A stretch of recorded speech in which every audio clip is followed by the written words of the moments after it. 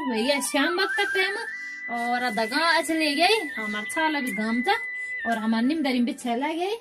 और चाय पीना टाइम ये हमारे चाय का थोड़े बनाया जी स्पेशल सफेद गिलास हम चोरी कर लियो मेरे कप और स्टील गिलास हम दी था और पर्चे का मेरा कप लिया जी दिखान जो अभी आप लोग को दिखाना कप लिया जी मेरा 300 रुपए हम दिया जब मेरा बड़ा बड़ा मेहमान आ लगा दिन में दगड़ाओ आप लोग बड़े होनी थी दगड़ाओ कप बड़ बड़ होनी थी आप लोग बड़े कोई आलू तो तब वो था 1.5 में लोगों का पहुंचा चोरी बारो दुद्धी घना छी ना ना हमसे बड़ा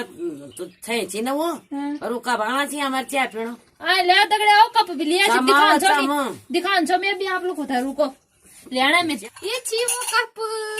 इन देखा थोड़ा नजदीक से दिखा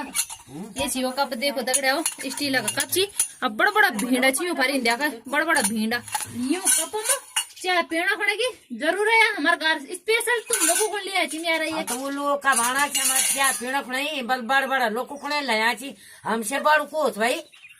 वो घरों बनो तो दिखाया छी आ जाया चाय पिए जाया यूं कपुन दगड़ा चाय पिए तब हम भी पीला और तब तुम दगड़ हम भी पीला हमारे तो